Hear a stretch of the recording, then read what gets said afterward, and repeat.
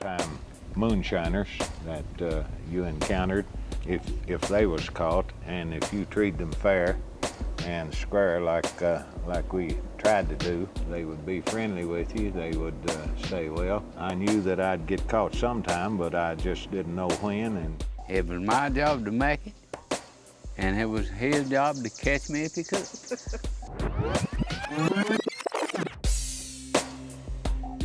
You are listening to The Wisdom Project, a podcast produced by the Louie B. Nunn Center for Oral History in the University of Kentucky Libraries.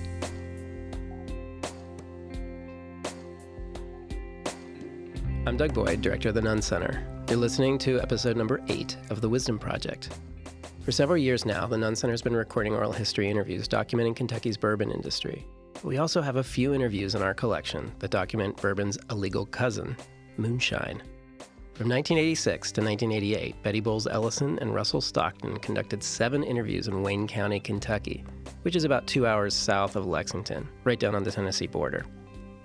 Technically speaking, the word moonshine can be a reference to any kind of alcohol made illicitly. In this region, it is historically indicated moonshine whiskey. While recipes of moonshine whiskey can vary, traditional moonshine usually consists of some combination of water, corn, sugar, and yeast. The process of making moonshine is a chemical process that involves fermentation and distillation. Similar in some ways to making bourbon whiskey that you would purchase in a store. One of my favorite official descriptions of the whiskey-making process comes from the Nunn Center's interview with Fred Noe, legendary master distiller for Jim Beam. Before we dive into a discussion of moonshine, let's hear the way they make whiskey at Jim Beam. I can give you the Bourbon 101 class. I mean, we bring in grains, we grind those grains, we put them in a mash cooker, which is similar to a pressure cooker that holds 10,000 gallons. We cook the grains, or mash it as we call it. During this mashing or cooking process, we are converting the starches in those grains to sugar. We take the mash, cool it down, add the yeast. This yeast, during the fermentation process, it eats up the sugar that was made during the mashing. As it eats up that sugar, it makes 2 things: CO2, a colorless gas, and alcohol. We don't worry about the gas, we're looking for that alcohol. After about 4 days of fermentation, depending on the temperature we started the fermentation process at, it'll go anywhere from 3 to 5 days, but about a 4-day process. All of the sugar has been eaten up, and we call the mash distiller's beer. We take this distiller's beer, which has an alcohol content about like a bottle of beer, and run it through the beer still. We use a column still for our first distillation. A column still, you feed the beer in it's shaped like a silo. It's a cylinder.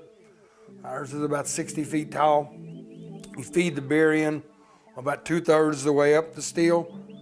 The still is built with dikes and weirs and plates to where the beer stair steps its way down through the still. As it comes down through the still, we're heating it up with steam. As we heat that beer up, the alcohol turns into a vapor. The vapors go out the top. We catch those vapors, condense them back into a liquid. That's called the White Dog.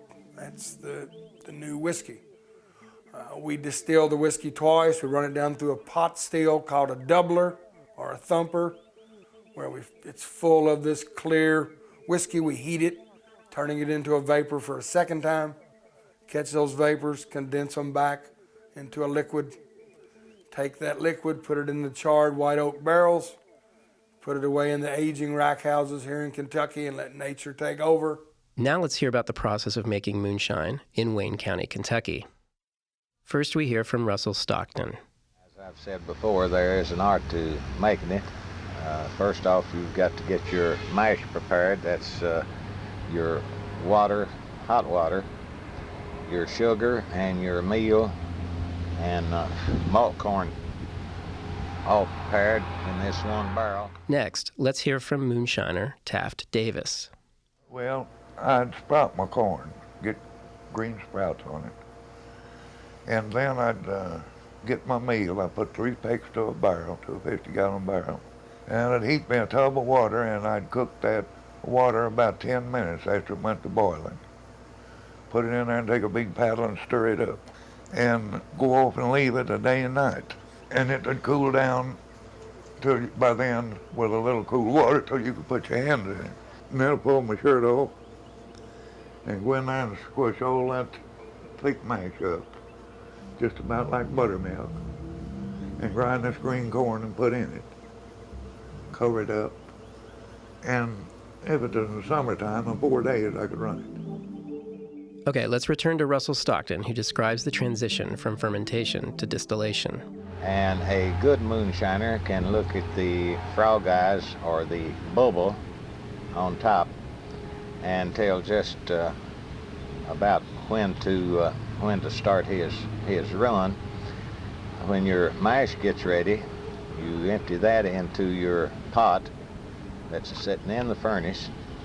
You paste it all in with flour and water, and when that flour and water hardens, it forms a cement, and the reason you do this is to keep as much steam in the containers and in the lines as you possibly can, because the steam is what makes your finished product when it cools in the worm and comes out the end. And finally, let's hear from longtime moonshiner Wheeler Stinson on his process for making moonshine. Cause there's no way you can make it if you ain't got water. Mm-hmm. See, that what we call a worm, you can put it now like in one of these metal barrels or something like that, and you've got to have water in there in order to make this whiskey. Cause if there ain't water in there, it'll just shoot the steam straight on through it. But see, as quick as that steam hits that water, it'll stop right there.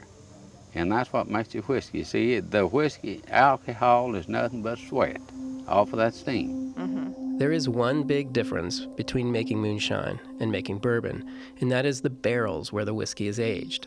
Much of the flavor and the color of bourbon whiskey you purchase in the store is due to that aging process and the magic that occurs inside a charred white oak barrel. In fact, it is the unaged aspect of moonshine that gives moonshine its signature harsh taste or kick. So moonshine is not aged. It's bottled and sold, oftentimes to bootleggers who then resold the whiskey for a much greater profit. Wheeler Stinson from Monticello, Kentucky made moonshine for over 40 years. He talks about how long his process would take. How long would it take you to produce a batch of moonshine? In the summertime, I could have it ready in about 4 days. Mm-hmm. Anywhere from 3 to 4 days, depending on how good your malt corn, how fast it took off working. Mm-hmm. Yeah. You could do it faster in the summer than you could in the winter. Yeah. You can hardly make out here in these hills now in the wintertime, because that beer has to stay warm if it works. Because if it just messes around, you ain't gonna have no alcohol there. Several of the moonshiners talk about the importance of making the moonshine near a water source, so location of the still really mattered. It was also important for the location to be hidden and remote, because remember, making moonshine was illegal. The mountains of eastern Kentucky have some very hidden and remote locations which were optimal for distilling illegal whiskey. The government's complicated relationship with alcohol goes back centuries. There was the Whiskey Rebellion when President George Washington imposed a whiskey tax to help fund the American Revolution. After repeal by President Jefferson, tax on spirits came back around to help fund the War of 1812 and then the Civil War. By taxing spirits, there now becomes the distinction between what is legally produced and what is illegally produced, which then creates the need for state and federal agents who are tasked with confirming the legal legitimacy of distillers, mainly for taxation purposes. Now, temperance movements and the 18th Amendment to the Constitution, otherwise known as Prohibition, which outlawed the sale and consumption of alcoholic beverages, further complicated the manufacturing and selling of alcohol. Prohibition also turned moonshining and bootlegging into an even bigger and more lucrative business. And the contentious story of Moonshiners and Revenuers became the stuff of legend. What is special about this oral history project is that they interviewed both the Moonshiners and the Revenuers, sometimes together in the same room or on the same front porch. You will hear some traffic noises in some of these clips. Now, Russell Stockton served as a law enforcement official for 34 years. After his retirement, he became an investigator for alcohol beverage control in Kentucky, where he worked for years chasing moonshiners and bootleggers. For the last 18 years, I was with the Alcohol Beverage Control Board, state of Kentucky, as an investigator. During my career as a law enforcement officer, I have come in contact with several moonshiners, bootleggers, and moonshine still apparatus. I would like to say that the making of moonshine, although I don't approve of it, is a art within itself. And years ago, I'd say that it was almost a necessity. Moonshiners would create elaborate strategies for determining whether a revenuer had been to the still in their absence. Tommy Strunk talks about some of those strategies. Sometimes they tie a little black sewing thread across the walk trail down about 2 foot off the ground, 2 or 3 bushes along, and then if somebody came in there when you wasn't there, they'd break that string and never know what to do. Or I've seen them take and throw a little money down around the place, like $quarter, $half. Some stranger come up, he said, well, that fella dropped a quarter there, and he'll get that and stick it in his pocket. Then you know somebody's been there. Russell Stockton recalled how some moonshiners developed communication strategies for warning other moonshiners when law enforcement was in the area. The communication for the moonshiners in the remote areas of the county. I know I was told one time that up this long holler there were several stills located, and this is back years ago. And they, at the end of the holler, there was a family that had a large anvil. An anvil is a shop tool. It's a great big piece of iron with a little horn on it. Each anvil has a little different sound when you strike it with the hammer. If there was any law officials, revenuers, and that's what they called them at that time, revenuers, they would strike this hammer or the anvil with a hammer once, twice, or 3 times, and that would let the folks on up the holler know that there was somebody a-coming or strangers are-coming, and they would all get away from their still, cover it back up, and get about their farm work or whatever they was doing, splitting rails, making shingles for the house, or working in the garden, timber business, or what have you. Other moonshiners talked about using booby traps and smoke signals to warn others about the revenuers. Now let's hear from moonshiner Taft Davis about avoiding the law. I never did get mad at the law. But you always nervous. I don't care. When a man comes at you with the authority, even you know this man good. If you know you're guilty, you're nervous. You were always just waiting for them to step out of the woods then?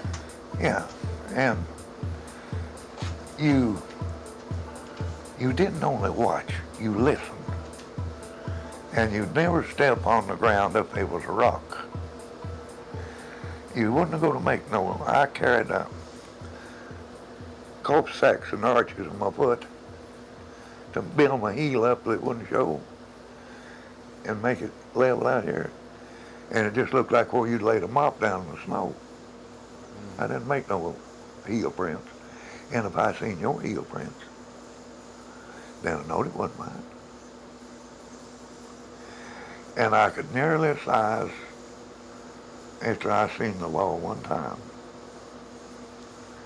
I watched him walk, and I could watch his tracks. And I'd never killed a snake close to my still. Wait, he says he never killed a snake close to the still. What's he talking about? Revenuer Russell Stockton elaborates. I remember one time Bob Bridgewater, Jack Miller, and I were in Laurel County. We had a still located over there. The still was down at the head of over a cliff, sitting right next to the cliff. And the only way you could gain access to the still would either travel way down the holler or ridge, come back up approximately 3 miles, or go over the cliff. And they had constructed a ladder out of poles which they had propped up. The cliff part that we went down was approximately 20 foot high, and we had been down inspecting the still on different occasions. And where the still was located, as I said, was back kind of next to the cliff, or the face of the cliff, with a small water supply. And there's a lot of underbrush, and the place was awful snaky looking. It had the place looked snaky. And we had left one day and came back the next morning. Jack Miller was in front, and he was going down the ladder backward with his hands, or back to the ladder, and his hands bracing him as he's going down. And just as he got to the bottom of the ladder, he started to put his foot on the ground and felt something soft. And he looked down, and somebody had, or one of the shiners had killed a rattlesnake and coiled it up right at the end of the ladder. Well, when Jack saw that, he screamed that you could have heard him all over the whole mountain, much less the holler that we were in. And right back up that ladder he came backwards. And so when he got to the top, he looked back down, and of course the snake had not moved. And we went on down and eased over the snake. And during the time that we were back on top of the cliff waiting to look see if the snake was dead, and we had sat there for a little while and smoked a cigarette. But anyway, we went back down, and the shiner had come in that way, and we was lucky enough to capture him at that time. We had a great laugh about him killing a snake the day before and placing it in under the ladder. Okay, so I'm desperately afraid of snakes and would love to move on to a very different topic, but we actually have Jack Miller's version of this story. Jack Miller, the revenuer, who stepped on the snake. One evening, we was going down there to check it. You had to go over this ladder to get down to the still over there cliff. And I was going down the ladder first, had my back. I was going down with my back to the ladder. Just as I started to step off on the ground, I looked down, make sure I wasn't stepping on no sticks to break or nothing where they'd hear. And there laid this big copperhead all wild up. And I like to knock Bob Wiley off of the ladder, getting back up the ladder. But that's another experience that I won't forget. Russell Stockton talked about how difficult it was to catch some of the moonshiners, in particular, Wheeler Stinson. We have never found a direct path leading from the Hall Road or a main road to Wheeler's outfit. He might leave the road at one location. When he goes back, he might go down the road 100 yards or 200 yards or something and leave the road. You could not find his tracks where he left the road. And I've always heard, and this is a little humor into Wheeler, I've heard people say that he knew squirrels by name in the woods. He's a very good woods person. If you started to track him, you would have a very difficult job unless you had followed him. And then Wheeler Stinson responds. If I was so minded to, I don't think if there's a man in the state of Kentucky could follow me, would to put me in the wood if I was really so minded to. Oh, I know my way around, and there ain't a foot of ground in this country I ain't been on day or night. And I can go all over this country without burning a light or anything else. I go by the timber, the rocks, the logs, stumps, or whatever. And if I was so minded to, I don't believe if there's a FBI or nothing else could really follow me if I was so minded to stay out of the way. Well, Wheeler Stinson did get caught, twice, actually, by Russell Stockton. The old-time moonshiners that you encountered, they would, if they was caught, and if you treat them fair and square like we tried to do, they would speak to you the next morning. They would be friendly with you. They would say, "Well, I knew that I'd get caught sometime, but I just didn't know when." And wasn't expecting it to be today. and you're the one that caught me. They have no animosity toward you for catching them, because they figured their time was up and they was going to get caught sometime. What fascinates me about listening to these interviews is the fact that moonshiners had made careers making moonshine. The revenuers made careers trying to catch the moonshiners, yet there was a clear sense of mutual respect. Russell Stockton was present for the interview with Wheeler Stinson, and the two talked about the chase. They talked about each other, and they talked about their relationship. The art of making moonshine, or making good moonshine, it is an art, because there's very few people in Wayne County that I know of that can make moonshine and tell a fella that is good moonshine. Don't know where I ought to mention it now or not, but I have tested some of Wheeler's products down through the years, and the last that I tested proofed out 102 to 104 proof. So that's getting down with your better grades of whiskey. As I said, I think through the years, me and Wheeler has become good friends. I think he would come to my rescue, and I'd certainly go to his. But as I say, the only thing, his profession was the only thing that I disagreed with him about. Did you ever have any qualms? You said you knew he was making it to supplement his income. Did you ever have any qualms about depriving him of that income? Well, we're all human, you know.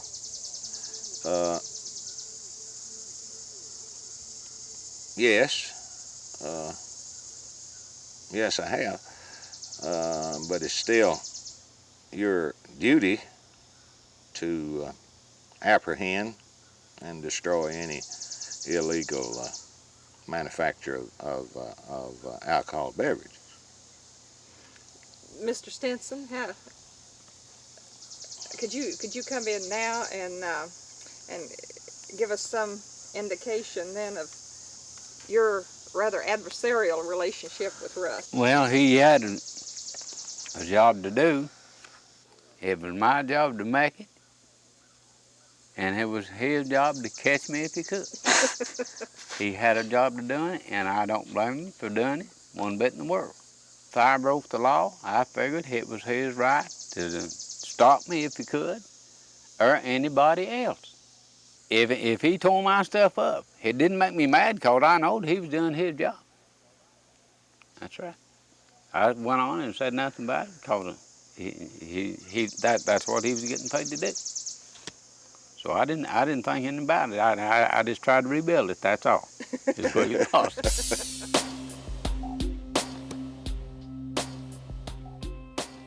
The interviews in this project contain detailed conversations about how moonshiners and revenuers did their jobs.